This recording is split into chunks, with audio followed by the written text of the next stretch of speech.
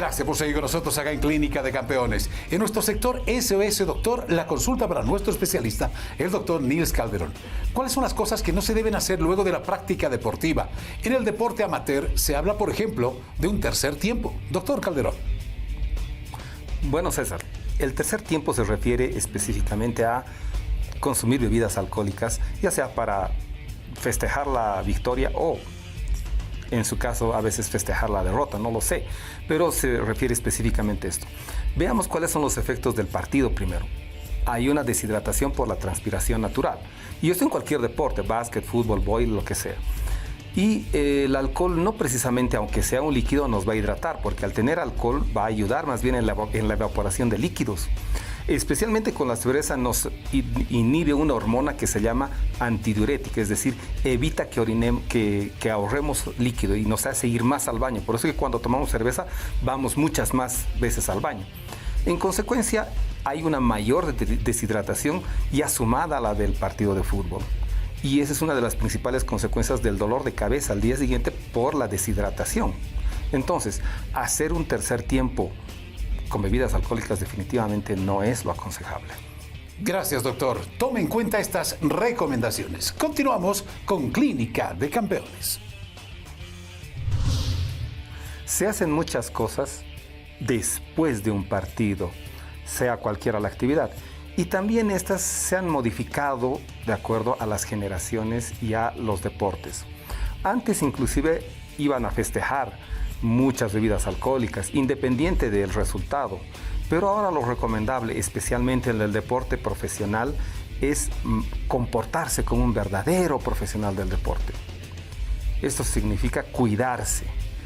Y también tiene mucho que ver si tengo una competencia más cercana, es decir, en 2, 3, 4 días, o tal vez tengo vacaciones. No es deslindarse y agarrar, decir estoy de vacaciones, sino es cuidarse durante esas vacaciones también.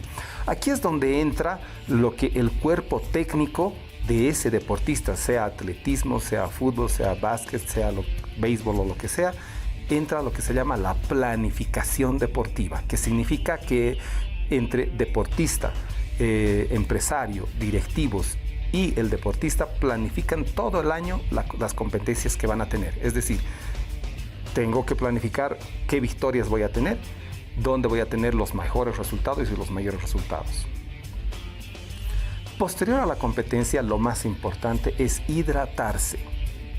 Hay varias técnicas que las vamos a conocer hoy aquí en Clínica de Campeones, pero también el no perder mucha masa muscular es muy importante.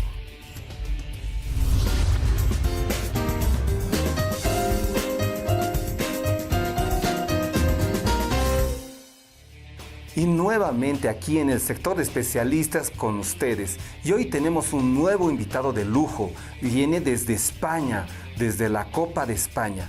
Tenemos aquí con nosotros al doctor José Nebot, jefe de servicios médicos del Levante, equipo de la Liga Deportiva de España, que está ya 15 años, 15 temporadas. Además, especialista en ortopedia, traumatología y deportiva. Y además, profesor de la Facultad de Medicina de la CEU Valencia. Bienvenido, José, y muchas gracias por tu atención. Hola, buenas tardes, Nils.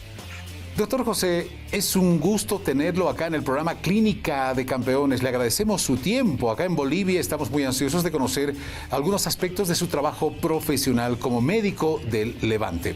A ver, ¿cuál es la primera medida que asume usted posterior a un partido en el aspecto médico? ¿Qué es lo primero que hace cuando culmina un partido? ¿Qué es lo que hace el médico con los jugadores cuando termina un partido? Bueno, pues lo primero, cuando llegan al vestuario, ir viendo un poco las caras de cada uno, cómo llega, y preguntarle cómo ha acabado el partido, si tienen algún problema físico o algo, para que no llamen luego de madrugada con un problema. Entonces, lo primero es saber si tiene alguno un problema físico para intentar desde el primer momento solucionarlo. Y a continuación, pues ellos ya lo saben y se tiene un poco protocolizado, pero en el vestuario pues tienen que hidratarse bien. Nosotros vivimos en una zona donde hay mucha humedad y calor, entonces hidratarse bien y saber que ese día es un día importante, pues para que pues no se acuesten tarde, descansen, pues cenen y repongan un poco los hidratos para recuperar todo lo que han perdido, y esperando al día siguiente en el entrenamiento a ver cómo llegan después de esa noche de recuperación del partido. Perfecto, José. No sé si tú utilizas estas cámaras de frío a 10 grados, etcétera, se meten al hielo o tienen las cámaras de frío. Y además, con un paciente que tenga una lesión menor o mediana, una contractura, ¿cuál es tu primera medida con este jugador? Bueno, lo de las bañeras con hielo y demás sí que se tiene. A veces en los partidos después es más complicado hacerlo. En los entrenamientos sí que es frecuente, y sobre todo en las pretemporadas, que después de un trabajo físico intenso vayan a bidones con agua helada o a bañeras con agua helada para recuperar un poco más rápido. Sobre todo en pretemporada sí que se hace habitualmente.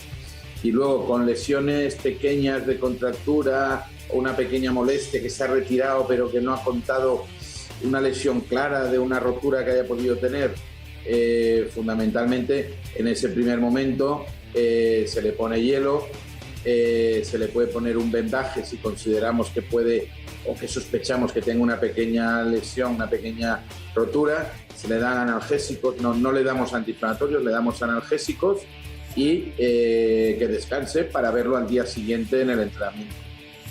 Sin duda. Seguimos conversando con el doctor José Nebot, es médico de Levante, de la Liga Española.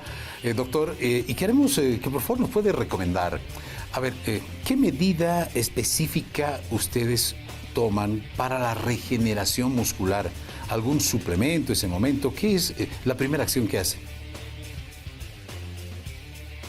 Bueno, suplementos. Nosotros hacemos analíticas cada 6 semanas, se hacen las analíticas muy completas, entonces vamos viendo un poco qué déficit puede tener cada jugador en un momento dado, y según el déficit que tenga, pues podemos dar suplementos de un tipo o de otro adecuado a lo que le falte.